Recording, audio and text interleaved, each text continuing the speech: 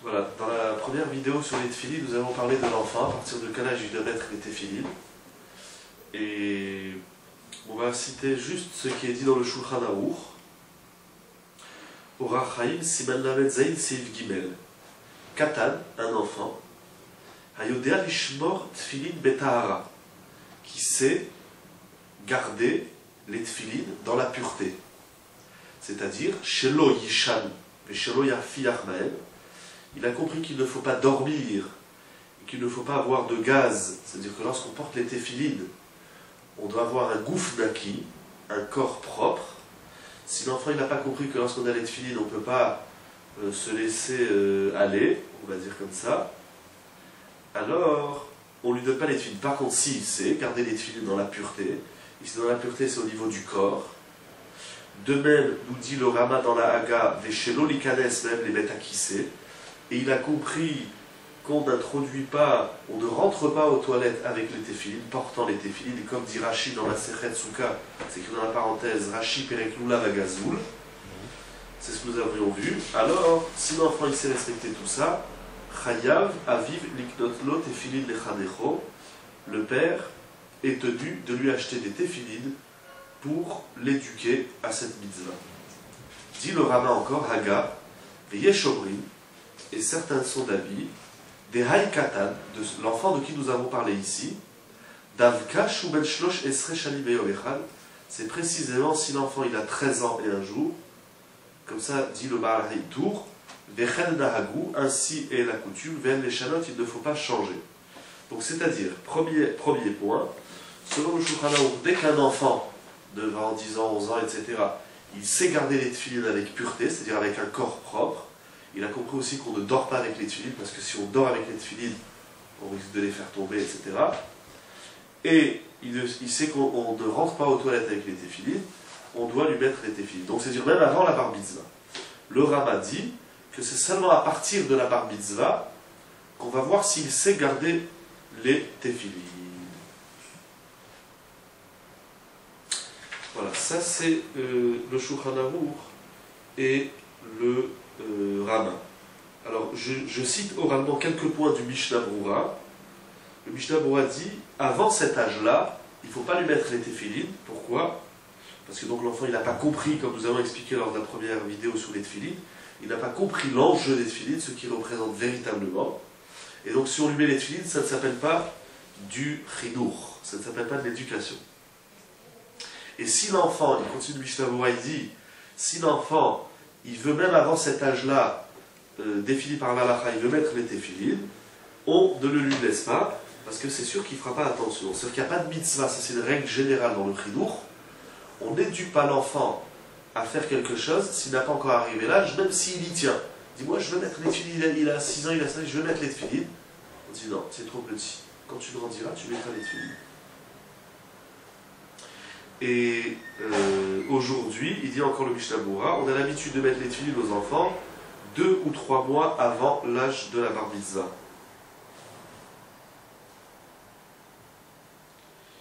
Voilà pour ce qui est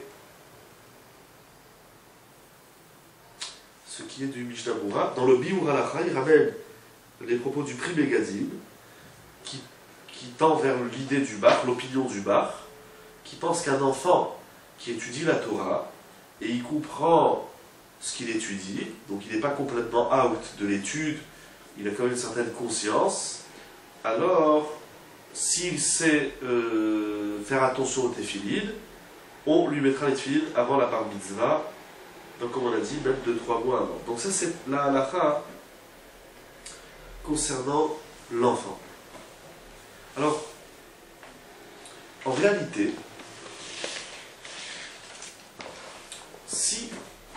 pour bien comprendre l'enjeu des téphilines, on va essayer, en quelques minutes avant de lire, d'étudier le Gemara, au Masechet Brachot, pour bien comprendre l'importance des téphilines, il faut beaucoup de choses. Il faut étudier beaucoup de passages, comme toute notion dans la Torah.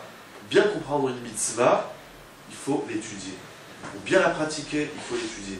On ne peut pas pratiquer bien une mitzvah si uniquement avec des souvenirs du Talmud Torah, ou bien comment mon père faisait en Algérie ou en Tunisie ou je ne sais pas quoi.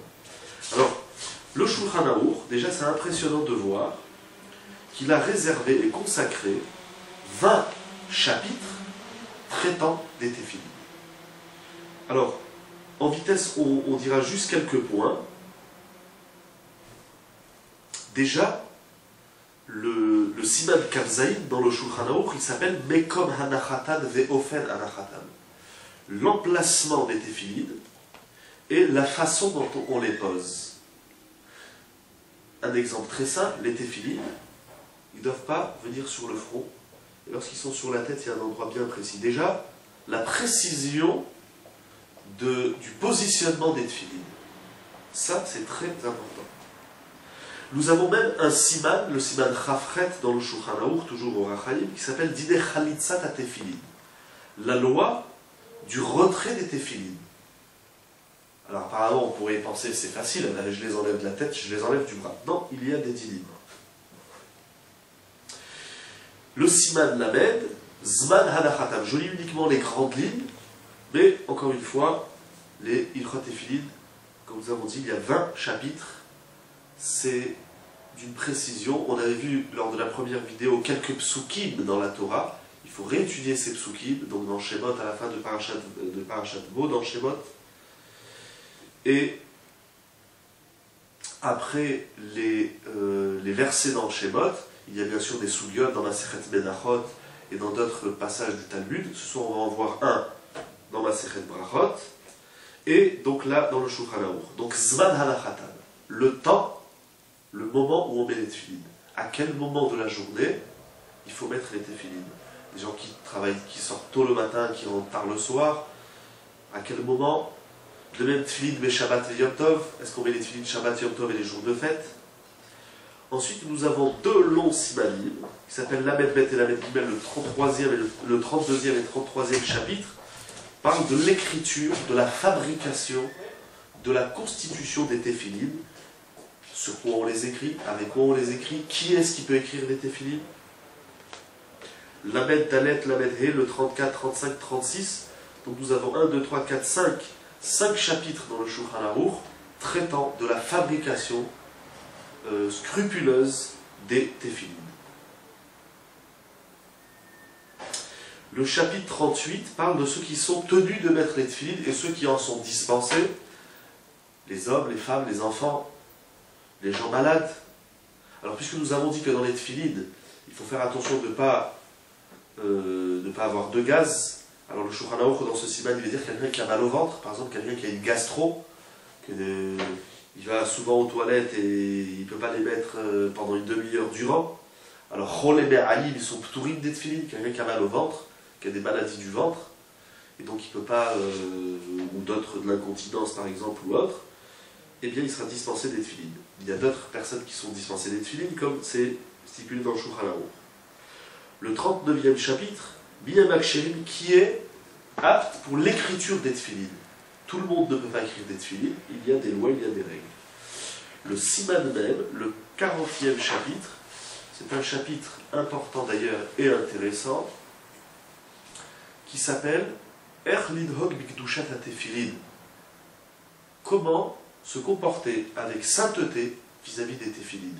Il y a dans ce chapitre 8 paragraphes qui nous parlent du comportement à avoir avec les téphilines, pas au moment où on les pose, c'est-à-dire qu'il y a un comportement à avoir les téphilines lorsqu'on les porte, lorsque j'ai les téphilines sur moi, comment je dois me comporter, et il y a la loi des téphilines lorsqu'ils sont même dans la sacoche. Comment se comporter avec des téphilines. D'ailleurs, ça c'est un siman. Même s'ils sont dans la sacoche, quel rapport avec toi? Alors, comme nous avons dit lors de la première vidéo, les téphilines, ils ont une valeur intrinsèque à eux-mêmes. Il y a, on a dit, c'est un peu comme un bijou. Un bijou, une femme, lorsqu'elle a ses bijoux, elle ne laisse pas traîner sur la table. Celui qui a une belle bratelée ou je ne sais pas quoi, après il la remet bien dans son boîtier, et son boîtier, il fait très attention de le mettre dans un tiroir, etc. Les téphilines, c'est la même chose. Ça veut dire, et on doit avoir une anaga, c'est-à-dire un comportement correct et adéquat avec les téphilines, même lorsqu'on ne les porte pas. Incroyable ça, hein? C'est pas je les mets dans la sacoche, je laisse traîner ma sacoche sur le meuble et je m'en vais. Il faudra certainement aussi étudier ce siman d'ailleurs.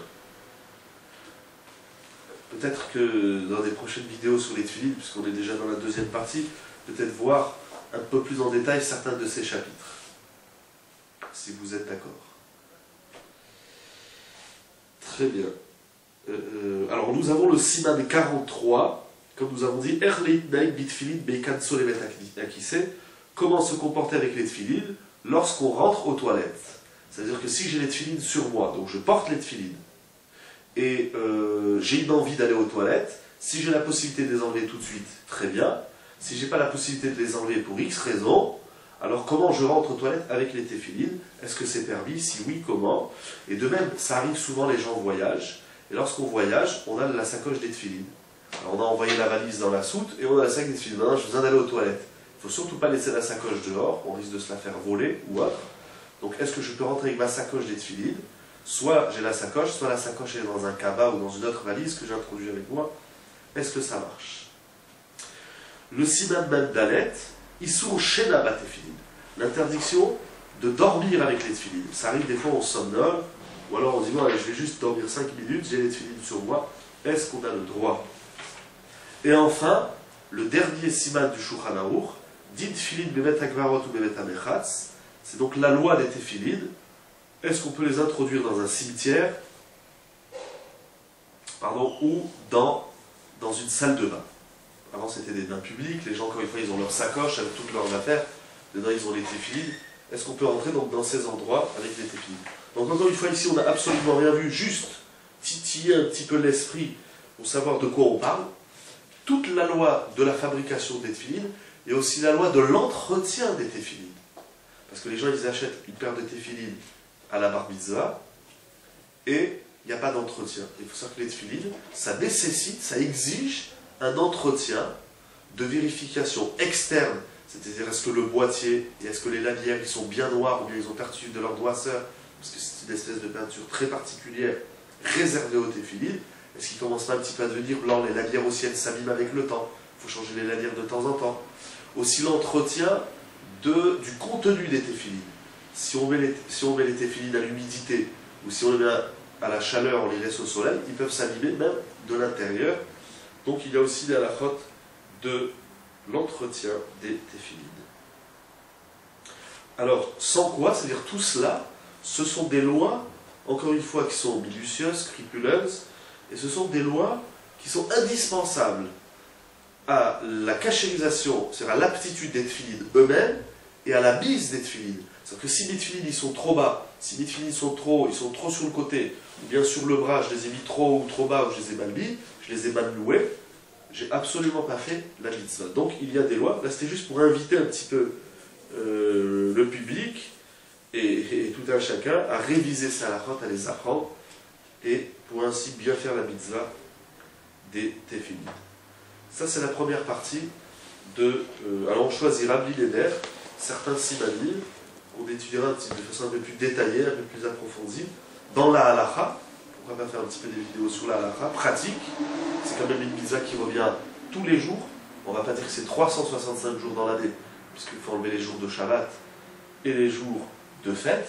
On pourrait enlever presque une soixantaine de jours dans l'année où on pose pas les téphilines. En tout cas, au moins 310 à 320 jours dans l'année où on met les téphilines. C'est tous les jours. Donc c'est dommage de mal faire cette mitzvah des téphilines, qui est d'une importance grandiose, comme nous avons vu déjà un petit peu la semaine dernière, et qu'on va continuer à voir. Donc chez Masechet Brachot, nous avons ici Masechet Brachot, Vav Amud Aleph. Je vais lire directement la traduction et on essaiera de voir un petit peu ce que ça veut dire. Alors la Gemara dit Amar Rabbi Avid, donc c'est Brachot Vav Amud Aleph. C'est une Gemara qui va, je pense, nous inviter à mieux apprécier, à mieux comprendre les téphilines, et surtout à comprendre la valeur, on va dire la complexité on le voit dans la halakha, mais la valeur, la sévérité de cette mitzvah. En réalité, toutes les mitzvot, elles sont importantes. Rien n'est à négliger dans la Torah. Tout ce qu'on néglige, c'est parce qu'on dit d'erreur. Mais quand on apprend les choses dans leur fondement, dans leur profondeur, alors on a envie de mettre les téphilines maintenant, tout de suite, à la main, comme on n'a pas envie d'attendre demain matin. On va quand même attendre parce que c'est de la halakha, et donc mettre les téphilines la nuit, ça sert absolument à rien. Alors pour bien comprendre l'enjeu des téphilines, nous avons une Gemara qui est surprenante. Amar Rabbi Avid Baravada, Amar Rabbi Yitzhak. Donc Rabbi Avid dit au nom de Ravada, pardon, fils de Ravada, dit au nom de Rabbi Yitzhak. D'où savons-nous qu'Akadosh Baruch Hu met les téphilines? Alors, il nous balance ça comme ça. C'est comme une évidence, parce qu'en réalité, non, ok, c'est comme une évidence pour ce Chacham, pour Rabbi Yitzhak, qu'Akadosh Baruch Hu met les téphilines. On ne dit pas qu'Akadosh Baruch Hu il met la mezouza. Il n'y a pas beaucoup de mitzvot qu'on dit que Dieu il fait la mitzvah. Une des mitzvot où Akadosh Baruch Hu il fait, ce sont les téphilines. Pourquoi? Alors je lis directement ici le commentaire, puisque nous avons la Gemara Scroll en français sous les yeux. Alors la note 34, il ramène l'idée du Maharsha, qui explique que les téphilines représentent le lien spécial qui unit Akadosh Baruch Hu et le peuple juif. Lorsqu'un juif met les téphilines, symbole de la présence divine, il manifeste son attachement et son dévouement envers Akadosh Baruch Hu. C'est ça la mitzvah de Ukshartan, selon cette idée, parce qu'il y a plusieurs idées pourquoi il faut nouer, pourquoi il faut attacher les téphilines. Ici, en attachant les téphilines, je montre que je veux m'attacher avec Akadosh Baruch Hu. Ainsi, la Gemara dit de façon allégorique que Dieu lui aussi met les téphilines, car il est dévoué au peuple juif, comme il est dit Ani ledodi vedodili. Et ça, c'est assez intéressant, puisque nous sommes à la veille de Rosh Hashanah, et nous savons que le verset dans Shira Shirim qui dit Ani ledodi vedodili, si nous prenons les lettres, les premières lettres de ces 4 mots, nous avons le mot Elul, qui est donc le mois d'Elul. Donc, si mettre les téphilines, ça montre notre attachement et notre dévouement à Akadosh Baruch Hu, alors la Gemara nous dit mais Akadosh Baruch Hu, si il met les téphilines, dans le sens allégorique, c'est-à-dire que lui aussi, Akadosh Baruch Hu, il veut nous montrer et concrétiser cet attachement et son dévouement envers le clan d'Israël. Et envers chaque individu qui met les téphilines. Donc d'où savons-nous qu'Akadosh Baruch Hu met les téphilines? Chez Elémar, comme il est dit, Hachem a juré par sa main droite et par le bras de sa puissance. Alors ce verset se trouve dans Ishaïa. Qu'est-ce que ça veut dire par sa main droite? Par le bras, pardon, par sa main droite, Yemino Zotora. Cette expression fait allusion à la Torah. Comme il est dit, de sa main droite, il aura offert la Torah. Ou Bizrua Uzo, et par le bras de sa puissance. Cette expression fait allusion au téphilines. Comme il est dit, Hachem donnera de la puissance à son peuple. Donc ce verset fait allusion au téphilines. C'est intéressant que les téphilines ici sont appelés Uzo, qui veut dire la puissance. Mettre les téphilines, c'est le Oz, comme dit le verset, Tenu Oz l'Elokim, Hachem Oz l'Amoïtem, à quel jour il donne de la puissance au clan d'Israël, au peuple juif. On va dire, de façon un petit peu machalique, allégorique, les téphilines, c'est les épinards du peuple juif. Lorsqu'on mange les téphilines, lorsqu'on met les téphilines, on est plein de force, on est plein d'énergie, on est plein de Oz. Il faut comprendre encore. Pour comprendre, il faut continuer, c'est-à-dire que les téphilines sont le symbole de la puissance d'Israël et celle d'Akadosh Baruch Hu. Ok? Ça veut dire quoi qu'Hachem il a de la puissance? Oh. Alors, qu'est-ce que ça veut dire? Effectivement, c'est une bonne question. C'est vrai qu'Akadosh Baruch Hu, encore une fois, comment la Gemara le présente? Ubizwa Uzo, et par le bras de sa puissance. Cela fait allusion au code téphilines, comme nous avons dit. Hachem donnera de la puissance à son peuple. Qu'est-ce que ça veut dire? Alors je lis la note, toujours dans le commentaire d'Arscroll, édition Arscroll, la note 38. Ainsi le verset, Hachem a juré par sa main droite et par le bras de sa puissance, signifie qu'Akadosh Baruch Hu a juré par la Torah qui se trouve dans sa main droite et par les téphilines portées sur le bras gauche. Lorsqu'une personne prononce un serment, elle doit tenir un objet sacré. L'Écriture déclare de façon allégorique que Dieu a juré en tenant la Torah et des téphilines. Ça veut dire, on sait dans la halakha que lorsqu'une personne elle doit faire un serment, elle doit tenir un objet sacré, et on choisit ou les téphilines ou un Sefer Torah.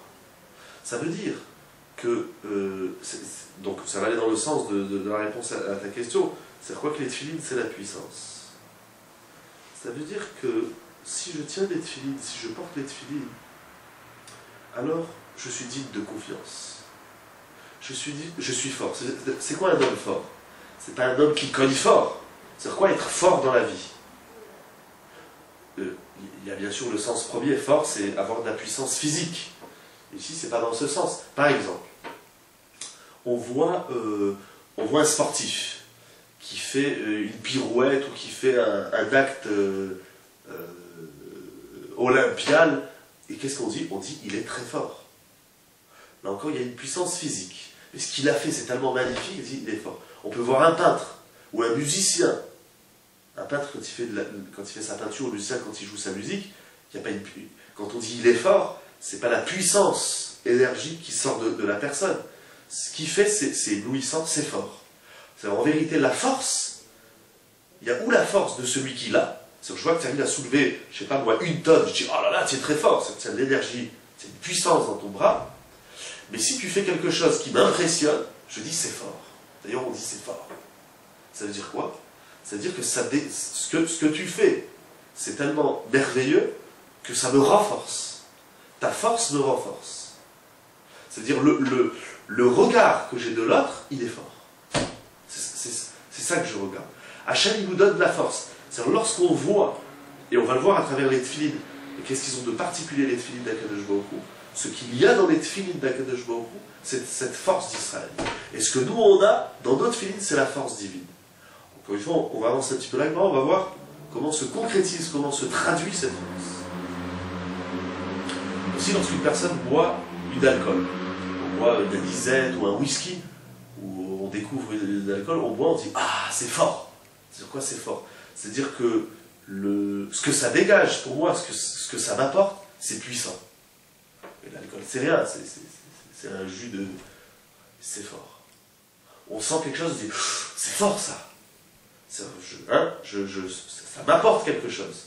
Alors tu vois, on dit, tu bois un bon coup, on dit « Ah, ça m'a réveillé, j'ai de la force. » La même chose, les tefilines, j'ai dit, c'est les épinards. Les tefilines, c'est la bourra du peuple juif. C'est quand on porte les tefilines, on se sent frais. Alors, avançons un peu pour voir qu'est-ce qu'il y a dans les tefilines qui vont générer ce nouvel élan. La Gemara explique à présent comment le dernier verset, et dans ça, on peut passer, entre guillemets, je vais aller un petit peu plus loin. Voilà. Donc, dans la page suivante, toujours Vav Amud Aleph, la Gemara dit la chose suivante. Amar le Rav Nachman bar Yitzhak le Rav Chiya bar Avi. Donc Rav Nachman, fils de Yitzhak, a dit à Rav Chiya, fils de Avi. Hanet tfilé de Mari Alma mektibeu. Les tfilines du maître de l'univers, donc les tfilines d'Akadosh Baruch Hu, qu'y a-t-il écrit en eux? C'est-à-dire, les tfilines, c'est un boîtier. Mais comme nous avons vu lors de la première vidéo, dans les tfilines, il y a un contenu. Il n'y a pas qu'un aspect extérieur. Ce n'est pas qu'un outil extérieur. Il y a quelque chose à l'intérieur. Demande la Gemara, qu'est-ce qui est écrit dans les tfilines d'Akadosh Baruch Hu? Encore une fois, c'est allégorique. Akadosh Baruch Hu, il n'a pas un boîtier qui contient un texte. Mais quand on dit il porte les tfilines, c'est-à-dire qu'il nous donne la force. Comment Akadosh Baruch Hu met les tfilines? C'est sa force, c'est la force d'Israël. Alors il lui répond, Rav Chiya bar Avi lui a répondu. Voilà le verset qui est écrit dans les tfilines d'Akadosh Baruch Hu. Ubi ke'amecha Israël goy echad ba'aretz. Ce verset se trouve dans le Tanakh qui dit la chose suivante. Les Chroniques 1. Attends, mais comment il a trouvé? Pardon? Comment il le sait que c'est ce verset? Voilà, comment il sait. Alors il va expliquer, il va tout expliquer. C'est vrai parce que tu as raison, ce passouk qui dit « Et qui est comme toi, peuple d'Israël, une nation sur la terre », apparemment, il ne fait absolument pas référence au Téphilim.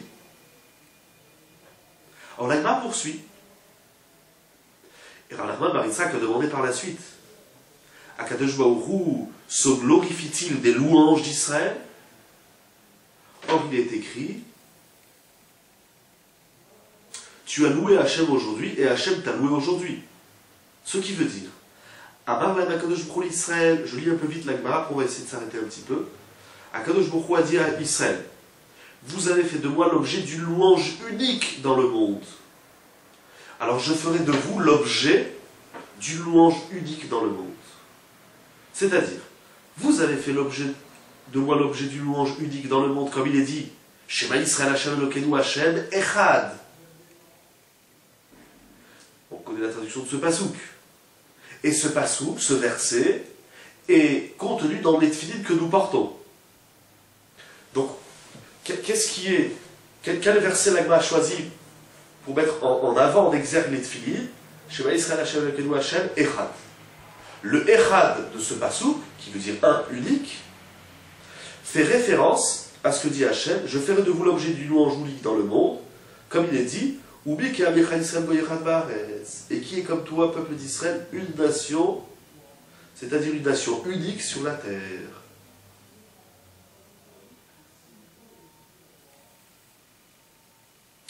Voilà, ça c'est le premier passage. La Gemara, elle continue un petit peu.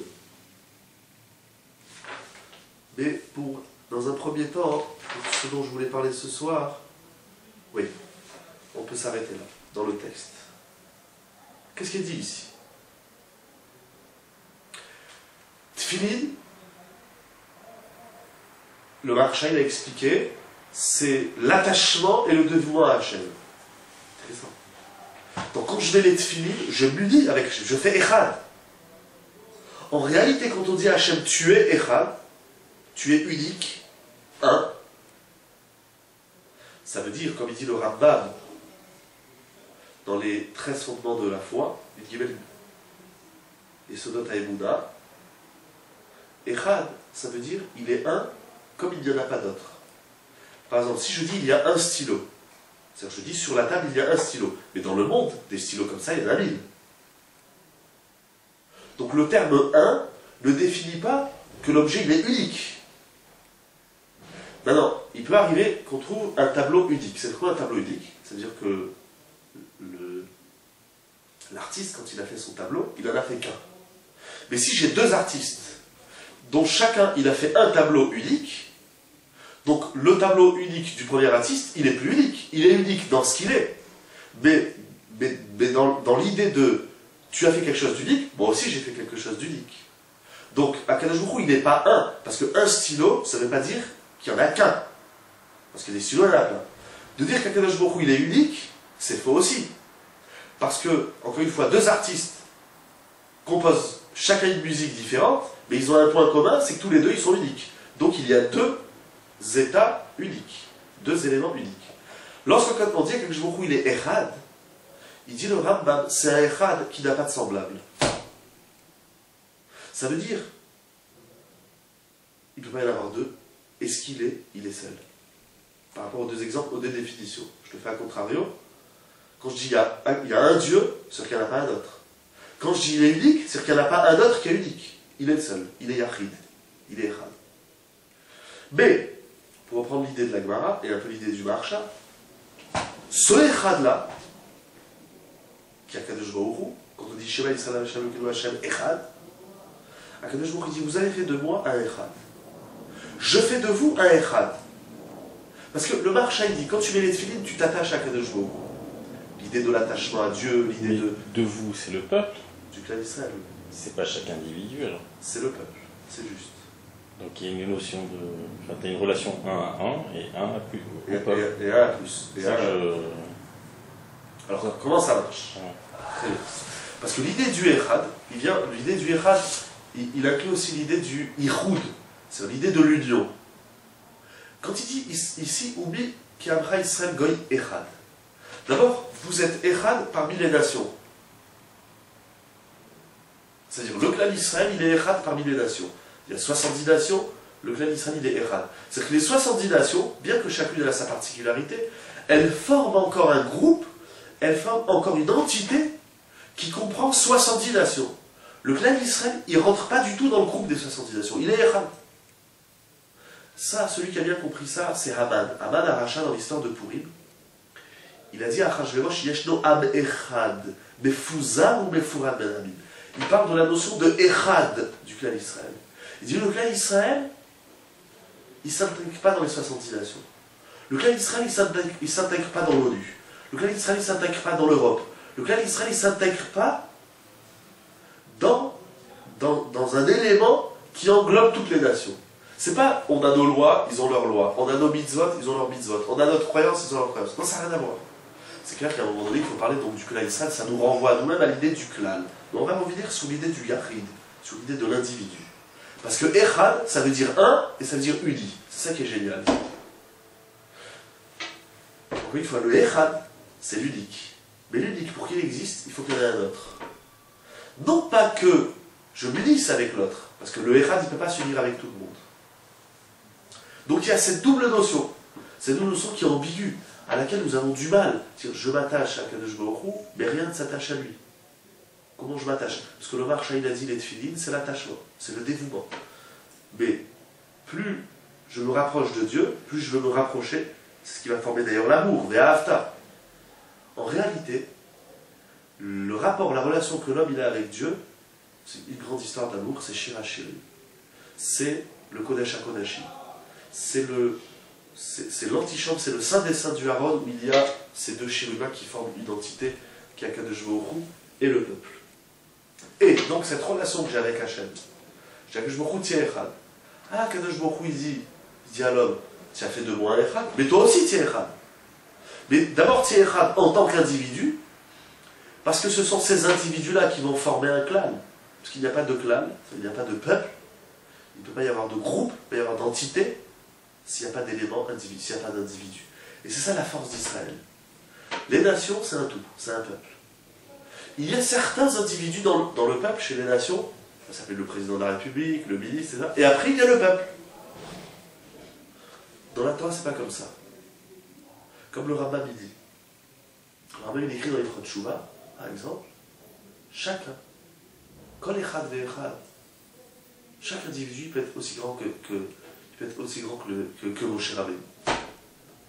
Dans la Torah, il n'y a pas un grand, ça n'existe pas. Les mouvements qui ont créé l'idée où il y a un grand et plein de fidèles, sous-entendant que les fidèles ne peuvent pas devenir eux-mêmes des grands, ça n'existe pas, c'est pas de la Torah. Dans la Torah, toi tu es Moshe Rabbeinu, mais moi aussi je peux être Moshe Rabbeinu. Lorsque Moshe Rabbeinu il est attaqué dans la Torah, on le voit, il est attaqué par Korach, il est attaqué maintes fois dans la Torah. Jamais Moshe Rabbeinu dit, mais Moshe Rabbeinu, c'est moi, qu'est-ce que vous voulez? C'est moi le grand, c'est moi l'unique, ça n'existe pas, il n'y a pas d'unique. Si toi tu es Moshe, moi aussi je peux être Moshe. Et bien on a une expression dans la Gemara qui s'appelle, il y a une expression qui s'appelle Moshe, et la Gemara elle dit, elle m'a dit, d'où tu sais? Il dit Moshe. Moshe m'a dit, mais c'est qui Moshe? Pas Moshe Rabbeinu, il t'a dit. Les Mefarshim m'expliquent, tout celui qui étudie la Torah, il s'appelle Moshe Rabbeinu. Moshe Rabbeinu, c'est plus le prénom d'un personnage, c'est devenu l'adjectif de tout celui qui étudie la Torah. Tu te mets à fond dans la Torah, tu t'appelles Moshe Rabbeinu. Comme ça, le Rambam il écrit clairement, il stipule clairement, quand l'Echad v'Echad Raoul Yot Sadik et Moshe Rabbeinu. C'est le mot du Rambam, si je ne me trompe pas, dans le 6e chapitre de l'Echad Shuvah. Le 5e ou le 6e, je crois que c'est au début du 6e chapitre. Kol Echad v'Echad. Chaque Echad, c'est ça qui est génial. Le clan d'Israël, c'est plein de Echad. Et il dit chaque Echad, il peut être grand comme le Echad qui s'appelle Moshe Rabbeinu. Et l'union de ces Echad, c'est pas non, allez, toi, tu es petit, tu n'es pas au niveau. Pourquoi chaque individu, il y a 100 personnes, on va dire, il y a 10 personnes dans un minyan, il y a 10 Moshe Rabbeinu potentiels. Et ces 10 Moshe Rabbeinu potentiels, ils forment un Goy Echad Baaretz, comme il a dit, ou Miki Amecha Israël Goy Echad Baaretz. Alors, ce Echad, il nous rattache au Echad, il nous renvoie au Echad d'Akadosh Baruch Hu. Et ce qui est intéressant, c'est qu'on emploie aussi dans ce même verset, on va analyser quelques termes. Je n'ai pas une explication sur tous les termes, mais quelques-uns. Ki'amecha, Am. Qu'est-ce qu'un peuple? Pourquoi dans la Torah, un peuple, on l'appelle Am? Chez les nations, le mot peuple, il est conventionnel. Dans la Torah, le mot peuple, c'est un Am. Qu'est-ce que c'est un Am? Aïn et Ben. Ceux qui ont eu l'occasion de regarder les vidéos sur les lettres, on avait un tableau avec les lettres. Le Aïn, donc on avait, entre guillemets, s'amuser à conjuguer les lettres, leurs valeurs numériques, etc. Si je prends le Aïn, pardon, et le Ben, ça fait quoi? Ça fait Am, un peuple.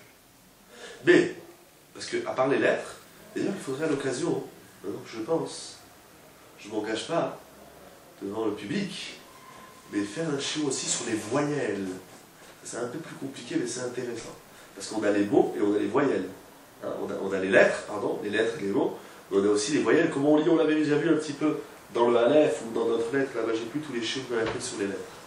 Il faudrait expliquer aussi les voyelles, le kamas, le patach, le ségol, le tséré, le i, le a, etc. Donc le mot aïd, le mot composé des deux lettres, aïd et ben, Il peut se lire soit Am, qui veut dire peuple, encore une fois, mais il peut se lire Aïm, avec. Si je ne me trompe pas, c'est une idée que j'ai lue dans Ravirch. Ça veut dire Im, Aïm. Aïm, ça veut dire avec. Le peuple, c'est si moi je suis avec toi.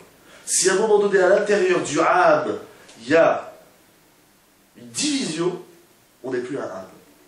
Le Am, Israël, il existe seulement s'il est Echad. C'est aussi un passage qu'on va lire dans les prières de Rosh Hashanah. Quand est-ce qu'Akadosh Baruch Hu il est Melech, il est roi, lorsque ceux qui sont à la tête du peuple, ils sont tous réunis. L'union, c'est la puissance, c'est ça la puissance. La puissance du clan d'Israël, c'est cette ardout, c'est cette union. Donc, premier mot, c'est Amecha. Deuxième mot, Yisraël. Parce qu'on aurait pu dire, oublie qu'Amecha goyechad. Qui, comme ton peuple, est un peuple Echad. Mais c'est écrit Israël. Israël, bien entendu, ça fait référence à Yaakov Avinu. On ne va pas tarder à finir. Ça fait référence à Yaakov Avinu. Yaakov Avinu, avant de mourir, il va réunir ses enfants. Il va leur dire, je vais vous dévoiler la fin des temps. Manié Berharitayami. Dans Parashat Vayechi, ça remet dans la Gemara, c'est cité dans Rashi. Le Chazal que je dis, il est cité dans Rashi. Yaakov Avinu, il voulait réunir, donc il a réuni ses enfants, et il voulait leur dévoiler la fin des temps. À ce moment-là, la volonté divine, c'est qu'il ne dévoile pas la fin des temps. Mais une des choses que Yaakov, il a dit à ses enfants, il a dit peut-être que parmi vous, il y a un mécréant, il y a un rachat.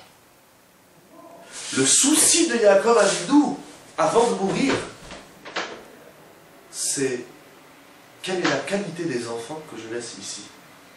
Que j'ai, c'est que je vais au roux, bien entendu, avec l'intervention plus que importante de l'épouse, mais l'homme il se pose la question avant de mourir, quelle est la qualité des enfants que je laisse? À quoi un homme il pense? Et à quoi un homme il doit penser au moment où il va quitter ce monde? Yaakov Avinu il nous l'indique. Avant de mourir, il dit mais il voulait leur dire la fin des temps, ça voulait leur dire l'avenir. Vous allez former un peuple, etc., jusqu'à la venue du Mashiach, la reconstruction de Beth Amikdash. Mais avant ça, à quoi ça sert de dire tout un programme à un enfant ou à une famille si je ne connais pas la qualité, si je suspecte, ou en tout cas je ne suis pas certain de la qualité des enfants. Donc il leur dit parmi vous, peut-être qu'il y en a un qui n'est pas top. Qu'est-ce qu'ils répondent? Ils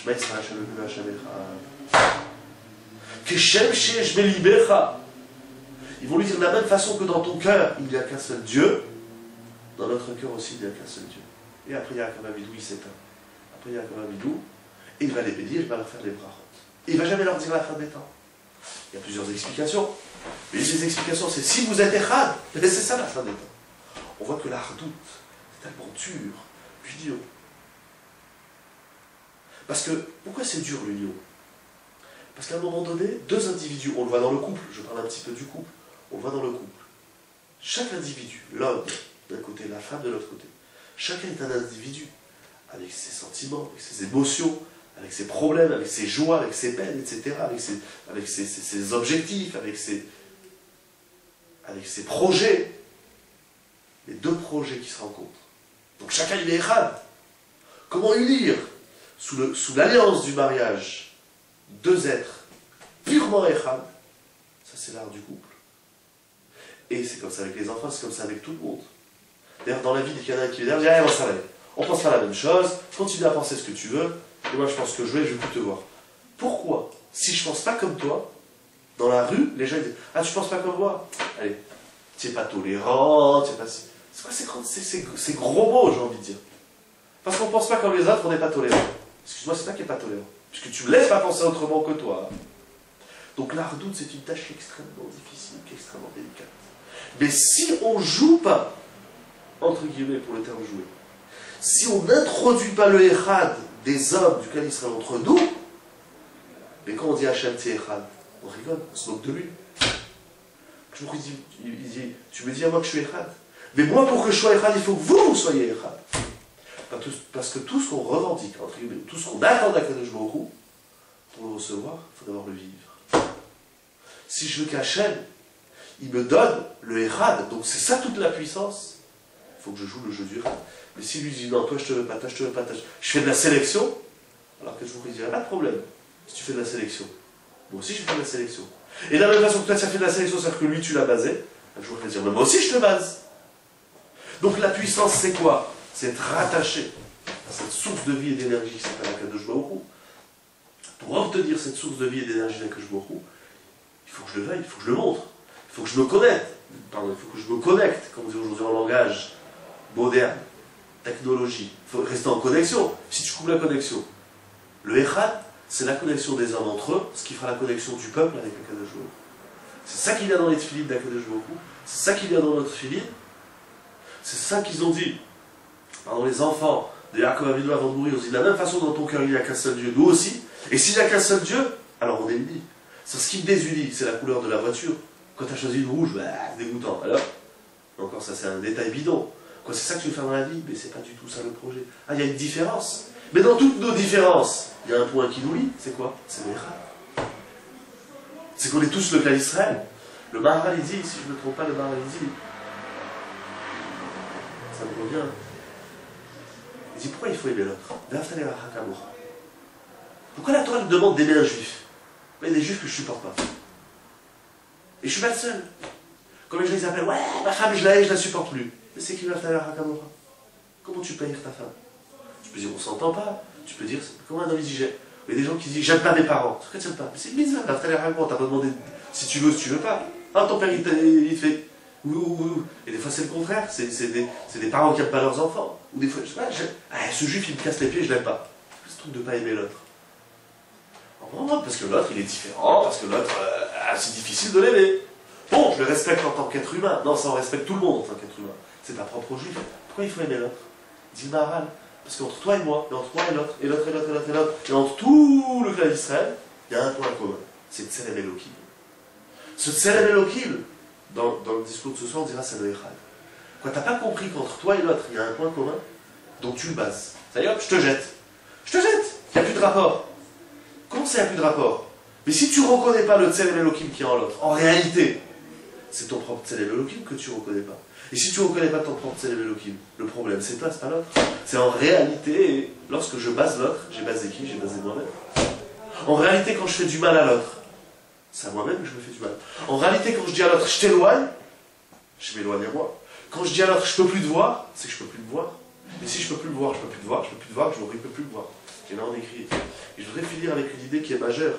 Je ne sais pas, et je ne pense pas que la vidéo, elle figurera avant Rosh Hashanah, mais c'est pas grave, au moins pour avant Rosh Hashanah de l'année prochaine. On va parler beaucoup, là, durant les Yamim d'Oraïm, les 10 jours là, dans lesquels on va rentrer, on va longuement parler de Rachum, de Chadoum. Les Yud Gimel Midot HaRachamim. Il y a un travail qui est exceptionnel, peut-être qu'un jour on fera aussi des vidéos sur ça, parce qu'il y a un travail qui est primordial, majeur, vital, je dirais, du Rav Moshe Cordovero, sur les 13 attributs de miséricorde. Et sans entrer dans les détails, parce qu'encore une fois il faut finir, il est tard, mais le Rav Moshe Cordovero, moi il m'a ouvert les yeux sur un point. Tu veux qu'Akadosh Baruch Hu soit miséricordieux avec toi, il faut que toi tu sois miséricordieux avec toi. Et il va prendre chaque attribut divin, des 13 attributs, et il va dire, voilà, chaque Akadosh Baruch Hu, cet attribut, elle se traduit de cette façon. Il faut qu'à ton tour, il nous dit le Rav Moshe Cordovero, Akadosh Baruch Hu dit à l'homme, tu veux que je sois miséricordieux avec toi, sois miséricordieux avec l'autre. Tu veux que je sois patient avec toi, sois patient avec l'autre. Tu veux que j'efface tes fautes, efface les fautes de l'autre. Et ainsi de suite, comme ça, 13 fois. Et c'est ce qu'on va dire 26 fois le jour de Kippour, 26 fois 13, il faut faire vite le calcul, 36, 18, etc. Je retiens 39, 6, 5, 7, 78, etc. 78, ça fait combien? Hop, j'ai perdu le fil. On va dire 26 fois 13. On va juste faire un petit calcul, sauf si vous l'avez de tête. On va dire 26 fois Vaya'avor, et dans chaque Vaya'avor, il y a 13 fois, pardon, il y a 13 attributs de miséricorde, ça fait 338. On va dire 338 fois le jour de Kippour, Dieu soit miséricordieux. Akadosh Baruch Hu soit rachamim. Mais c'est 338 fois dire 338 fois, on implore la miséricorde divine. En réalité, il dit à Moshe Cordovero, c'est 338 fois, tu dis, je prends sur moi d'être miséricordieux avec l'autre.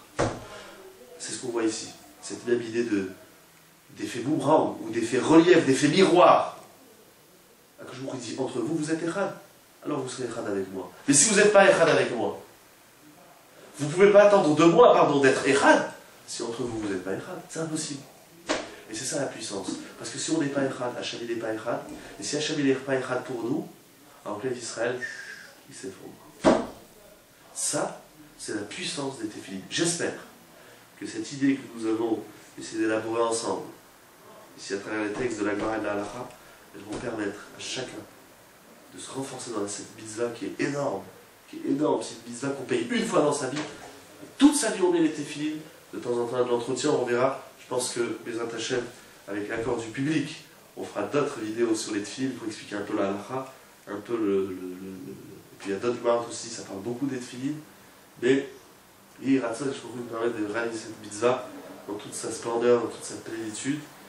Et bien entendu, je fais une petite page publicitaire.